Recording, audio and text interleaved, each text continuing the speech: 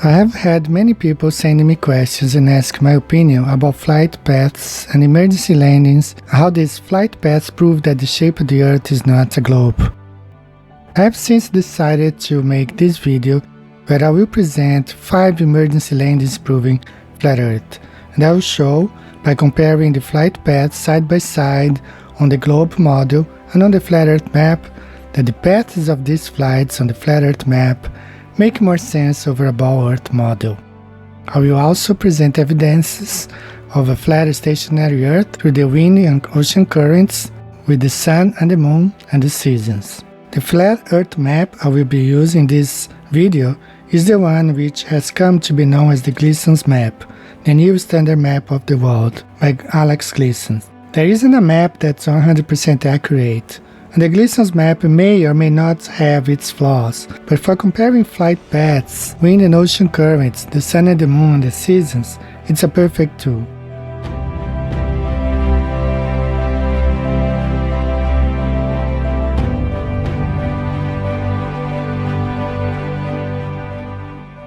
At the end of this video, you will find a link where you can download and print a free high-resolution flat Earth map. I hope you enjoyed this video, and where I will be comparing side by side globe and flat Earth, and I will demonstrate once and for all that our Earth is flat and stationary. There is no movement at all, and there has never been recorded in history any spin of the Earth.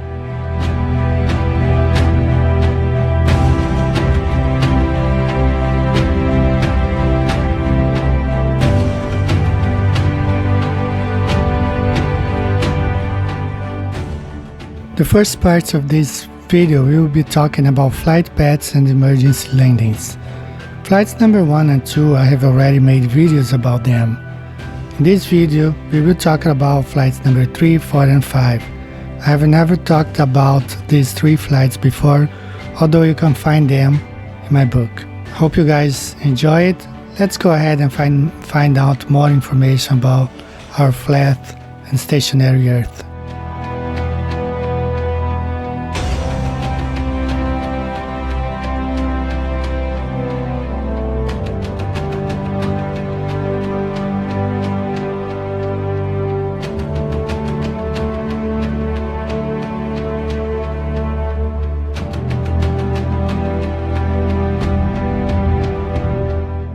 Lufthansa flight LH 543 with 191 passengers on board, and a crew of 13 members departed Bogota on July 26, 2017 towards Frankfurt, Germany. Among the 191 passengers, a pregnant woman, originally from Bulgaria, boarded the plane with no major problems. But something quite unusual for the crew of 13 happened during the flight over the Atlantic. Somewhere over the Atlantic, the woman gave birth to a baby boy, being assisted by the flight attendants. Reports say that the passengers had to move seats and the back of the plane was converted into a delivery room. The captain also decided to make an emergency landing for the well-being of the child. What doesn't make sense is the city where the plane landed. Lufthansa flights LH 543 with an emergency landing, Manchester, in England. According to the flight path, Lufthansa LH 543 flies just north of Portugal and Spain. It flies just south of Paris, south of Brussels and above Luxembourg before reaching Frankfurt. Even if the plane had to fly a little bit north of its flight path on the globe, stopover in London could be somewhat acceptable. But the plane landed in Manchester, 200 miles north of London. This makes absolutely no sense at all on the globe Earth model. Manchester is located 700 miles northwest of Frankfurt. The flight is coming from South America, just north of the equator.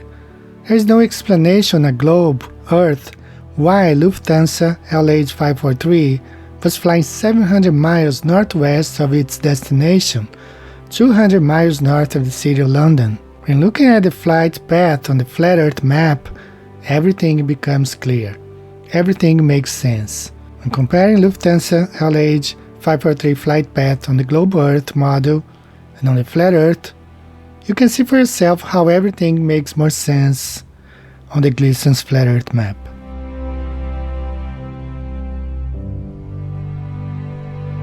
Qatar Airways flight QR725 made an emergency landing in Moscow in April of 2016. A teenager from Saudi Arabia fell in coma aboard Qatar Airways flight QR725, which departed from Chicago towards Doha, Qatar. The online news website Express UK reported that a teenager from Saudi Arabia on board flight QR725 had toxic shock syndrome and hypothermia.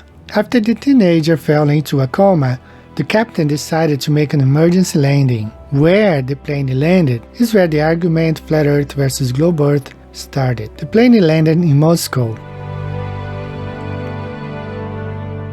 It doesn't really make any sense at all. However, when plotted on the Flat Earth map, this flight makes perfect sense, as the Flat Earth map shows that Moscow is located directly between Chicago and Doha. Looking at the playback video from the site Flight Radar 24, we see QR725 flying from Chicago to Doha. We can track the flight path. The airplane was flying directly over Slovakia. There were many options for the pilots, stopping in Austria, Germany, or France and Italy, but instead, the pilot decides to stop in Moscow, which is located 1,600 kilometers, as we show here on the globe, and we calculate here on Google. This equals to 1,000 miles away from where the plane was flying. Now remember, this is an emergency landing. The boy had been to a coma. Why would the pilot fly another 1,000 miles or 1,600 kilometers to stop in Moscow? It makes no sense on the globe Earth. But when we look at the Flat Earth map, we understand why the pilot stopped in Moscow for this emergency landing, because he was flying directly above Moscow when you fly from Chicago to Doha.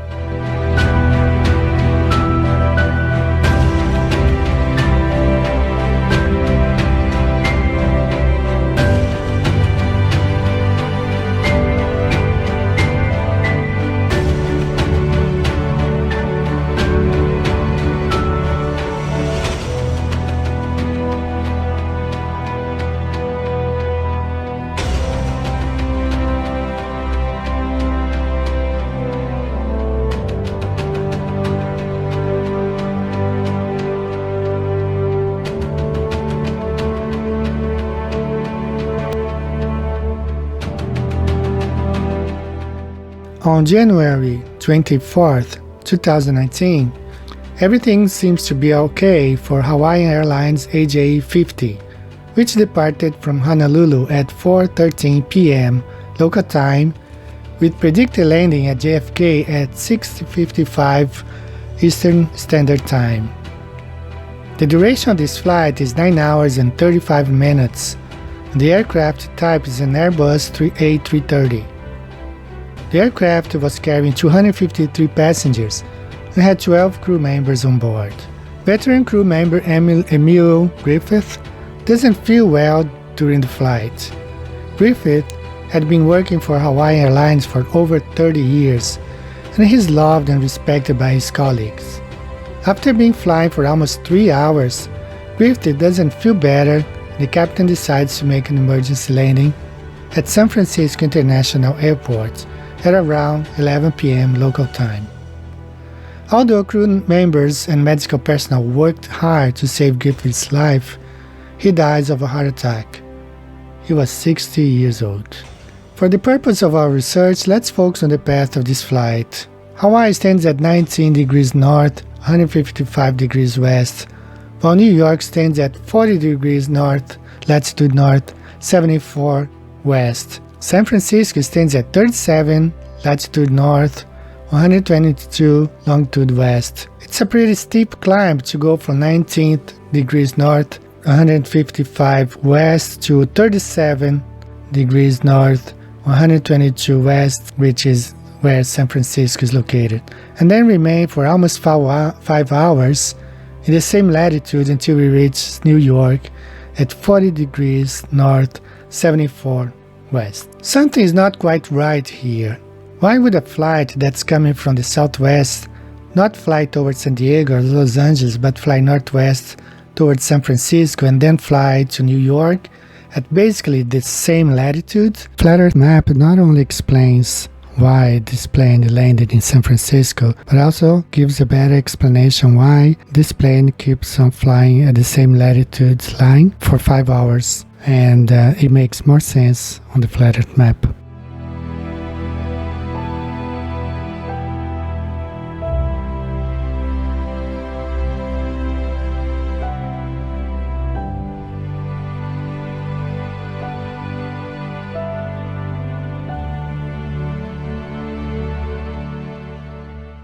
We have just seen the strange emergency landing of a flight coming from Hawaii and landing in San Francisco. We can interpret this as being an isolated case due to a death in mid-air, and considering it was one of the crew members, they may have been advised to head to San Francisco by Hawaiian Airlines.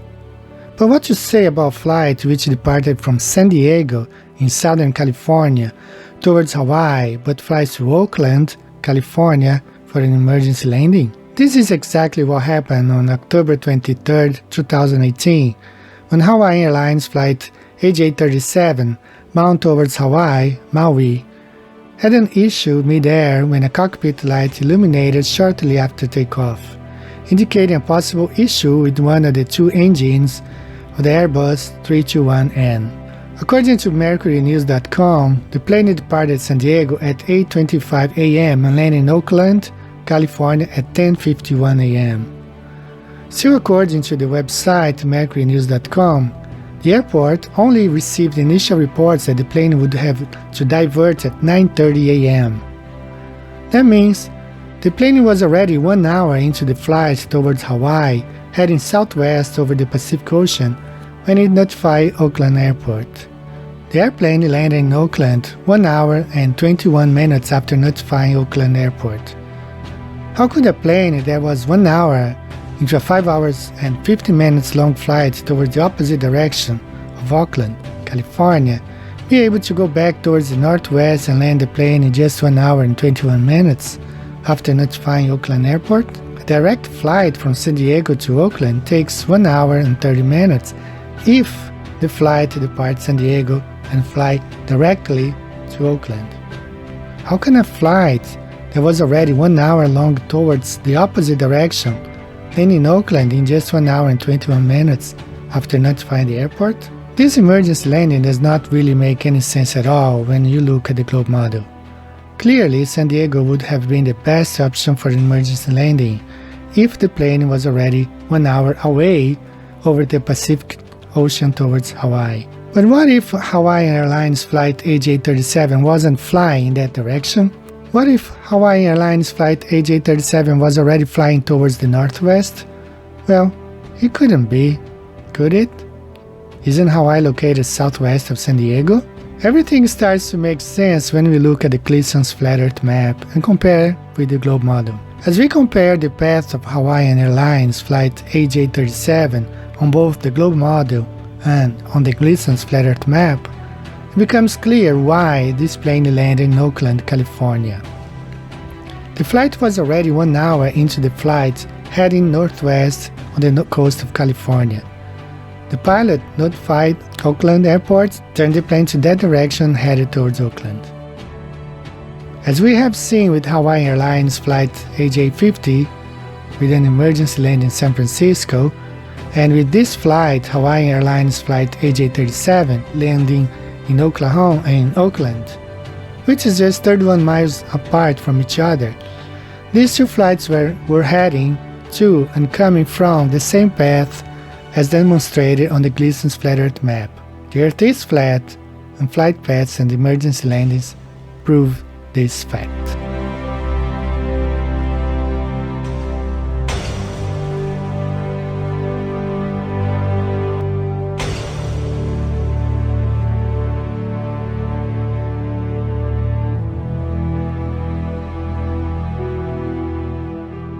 According to Flight Radar 24, Hawaiian Airlines Flight AJ51 was flying south of Salt Lake City over Utah when it abruptly changed its path towards the northwest to make an emergency landing in Seattle. The flight was being tracked live, and the flight path being presented here is in accord with the Globe Earth model and Google Maps. All of a sudden, the plane made a 90 degrees turn to its right and headed towards Seattle for an emergency landing. How could that even be possible? As with Hawaiian Airlines Flight AJ50 making an emergency landing in the northwest region of the United States, San Francisco, and Hawaiian Airlines Flight AJ37 also make an emergency landing in Oakland, California, 31 miles northeast of San Francisco, in the northwest region of the United States, I was not surprised in learning this plane made an emergency landing in Seattle. Most likely, this airplane wasn't even at the place where the tracking software was showing it to be. Not much can be found about this flight or why it went from south of Utah to Seattle for an emergency landing. Nevertheless, we still have to compare the path of this flight as shown in the screenshot with the Gleason's flat Earth map and see what conclusion we get. As compared here, the flight path of Hawaiian Airlines Flight AJ51 on the Gleason's flat Earth map is a straight line from New York JFK to Honolulu, Hawaii, having Seattle exactly along its path. We conclude that this emergency landing in Seattle makes more sense when we look at the flat Earth map and makes no sense at all when it's looked at on the Globe Earth model. The path of this flight on the screenshot showing the plane making an abrupt right turn and heading northwest towards Seattle leaves a trail of questions. Why didn't this plane land in Salt Lake City since it was flying south of Utah? How about Las Vegas? Why didn't this flight keep going until we reached Los Angeles or San Diego? What's wrong with Los Angeles that these flights coming from the southwest always land in the northwest region of the United States? Same thing happens when these flights go from New York towards Hawaii. Just a reminder to you that according to the screenshot, Hawaiian Airlines Flight AJ51 was flying at least 200 miles south of Salt Lake City. When we compare all these three flights, AJ50, AJ37, and AJ51, this is the conclusion we get. All three emergency landings covered in this video favor the Gleason's flat Earth map over the Globe Earth spinning ball model. All three emergency landings took place on the path of the flights as demonstrated on the Gleason's flat Earth map. All three emergency landings show to be evident that all these flights fly over the northwest region of the United States, and these three emergency landings were no three consecutive coincidences. All three emergency landings demonstrated that what is being shown in flight tracking websites, seatback screen of airplanes, and flight tracking applications is a simulation of a global Earth, another reality of a flat, non-rotating Earth. All three emergency landings demonstrated that what we have known for quite some time, that official agencies hide the true shape of the Earth. Comparing all three flights on the Gleason's flat Earth map, we arrive at the conclusion that these three flights prove when flying straight and directly to or from Hawaii, to or from the northeast of the United States, they all fly above the northwest region of the United States, and emergency landing in cities along the way like Seattle, Oakland, and San Francisco make more sense when we look at the flat Earth map. There are no coincidences here, the Earth is flat and stationary, and we've been all lied to.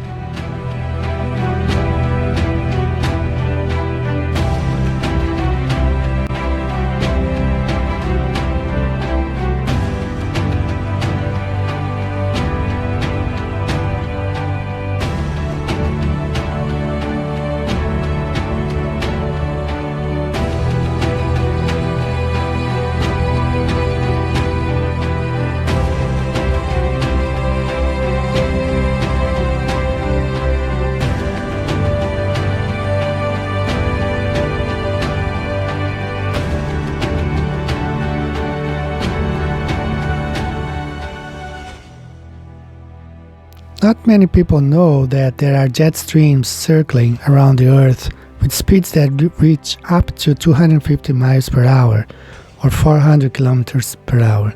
There are polar jet streams and subtropical jet streams. Pilots know about them and they fly on these jet streams. They add to the speed of the aircraft without causing any damage to the fuselage. In fact, these jet streams are very similar to those moving walkways found in airports, malls, and even some cities all around the Earth. Here we have a lady on a moving walkway. If someone steps on it and just stands on it, the person will move forward at the regular speed of any person walking. But if the person decides to step on and walk forward on it, that person will increase his or her speed exponentially without making any extra effort. Now that you have a picture in mind, imagine that these jet streams as being conveyor belts or moving walkways above from 7 to 15 miles up circulating all over the flat Earth. There are maps and software available to pilots where they can locate jet streams and fly on them. This animation shows some jet streams represented by the green and red arrows going both directions, flowing all around the flat Earth. So with a 260 mile per hour westerly in the jet stream, you had a tailwind that was pushing the airplane at a ground speed, and this is a record, as I understand it, of 865 miles per hour. People in the plane wouldn't have known any different, but from New York to London, that particular KLM flight only took 4 hours and 56 minutes. With a speed of around 400 kilometers or 250 miles an hour, the aircraft thus attained a speed approaching 1,200 kilometers or 745 miles an hour, close to that of the sound barrier. There was no danger, however, concerning air friction on the fuselage, since the plane was flying with the wind, not against it. When you compare jet streams on the globe, it makes absolutely no sense.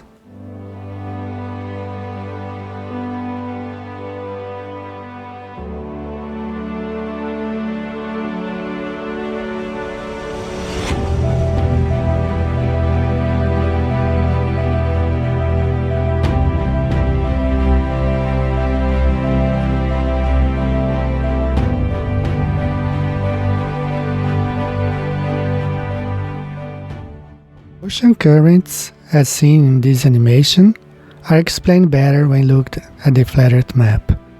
The sun's electromagnetic energy moves from the Tropic of Cancer outwards towards the Tropic of Capricorn, and then back again throughout the year, pushing the water away from its path, and it makes its journey creating the two directions in water current flow.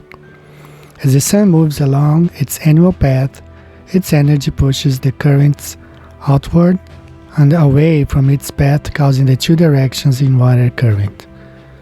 When compared to the globe model, we can see that on the globe model, ocean currents make no sense.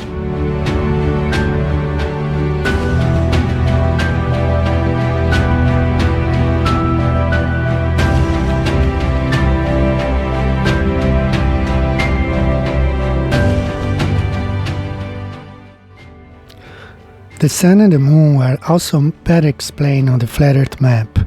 The Sun and the Moon are much closer and much smaller than it's thought in the heliocentric model.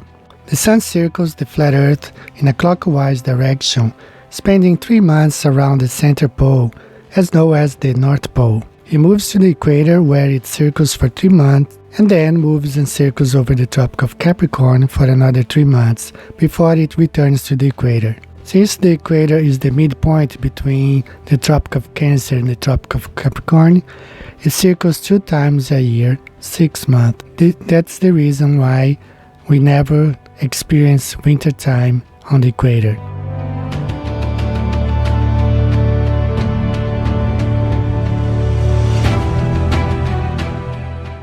The seasons are also better explained on the flat Earth map. Midpoint between the Tropic of Cancer and the Tropic of Capricorn, the Sun circles around the area 2 times in a year, causing the temperatures to be higher in that region than around the center and around the edge close to the South Circle or Antarctic Circle. In this animation, the yellow-reddish colors demonstrate where the sun circles 2 times in a year, while the blue parts of the map demonstrate where the sun circles only once in a year. We can certainly say that temperatures on Earth are better understood on the flat Earth map. When the sun is circling over the Tropic of Cancer, it's summertime in the Northern Hemisphere. Kids play during a hot summer day in Brooklyn, New York.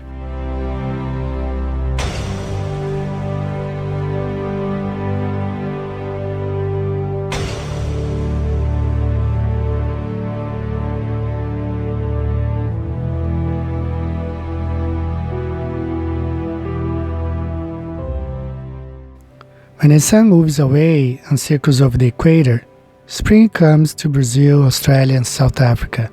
Fall comes to the northern region. Fall comes to Central Park.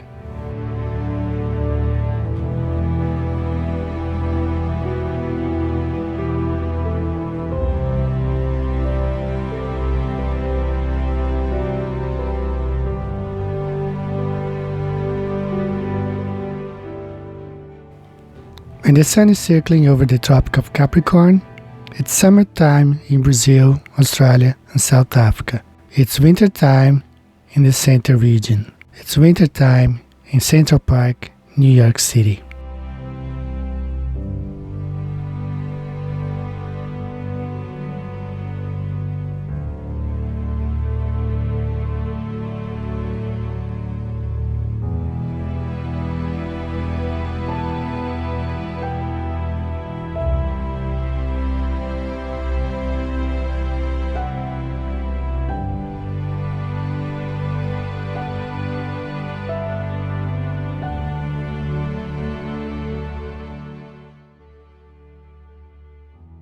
Time zones are also better explained on a flat Earth map.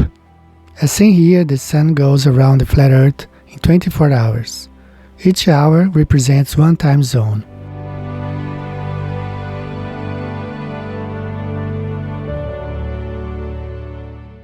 Eclipses are better explained on a flat Earth map. Consider the paths of these eclipses on both models below. It makes absolutely no sense at all the way these eclipses work in the heliocentric model by looking at the places where they were recorded: Argentina, Atlantic Ocean, Congo, Red Sea, India, South China, Hong Kong, and Caroline Island. When the same places are plotted on the Gleason's flat Earth map, it makes perfect sense. The sun and the moon circle over the flat Earth, the sun circles over the flat Earth, and eclipses prove this observation.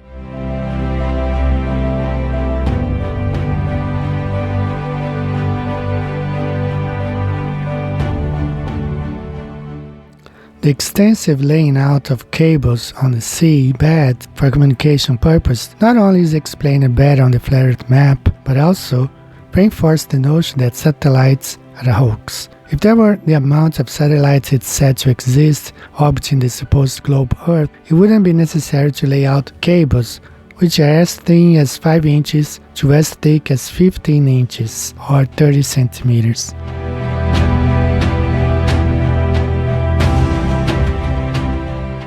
In war times, no other map is used but the flat Earth map. This is the air map of the world, which is the flat Earth map showing distances in miles between cities. A picture of the flat Earth map was seen in Kennedy's Situation Room. This map was prepared for the Aluminum Company of America in 1943, and it was recently sold in one auction for an undisclosed amount of money.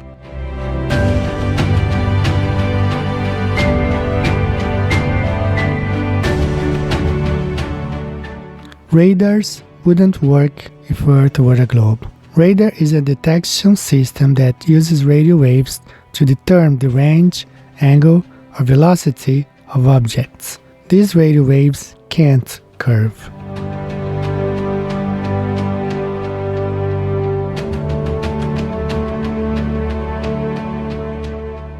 This illustration demonstrates that flight paths make absolutely no sense on a ball Earth, but when compared on the flat Earth map, they are better understood. Government agencies and private agents alike avoid using the flat Earth map in fear that it would make too much sense. As seen in this image, flight routes are perfectly explained on a flat Earth map. Flight paths and emergency landings are among the clearest evidence that the Earth is not a globe.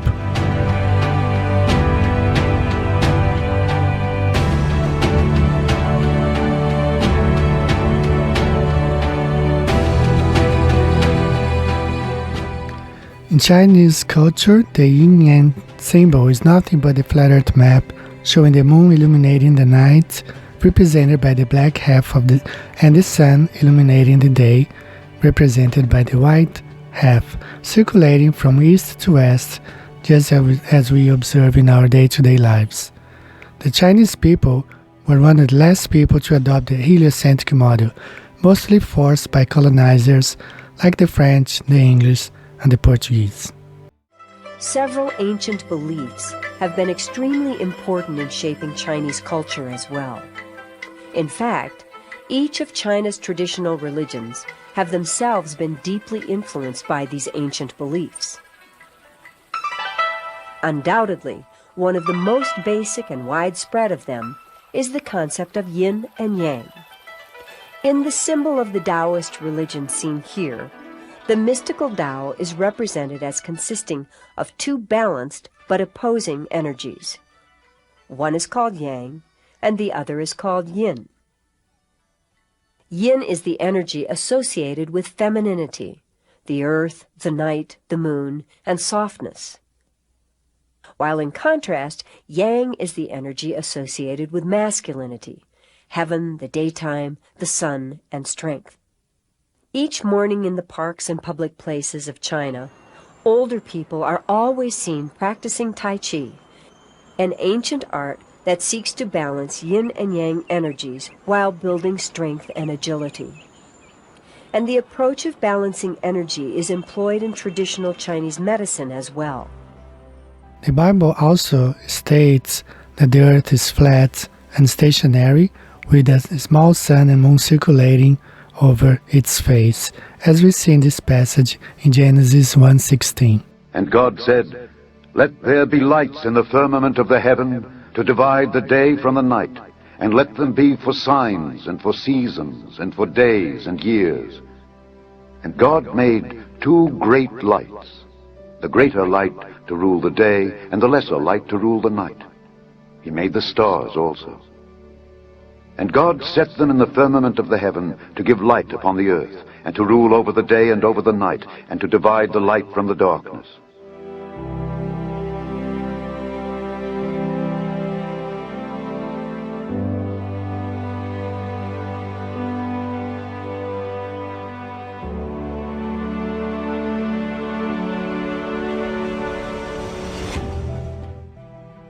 I want to thank you everyone for watching this video. May the Lord keep you safe and bless your families in this difficult time that we're living now. Take care. See you next time. God bless you. Bye-bye.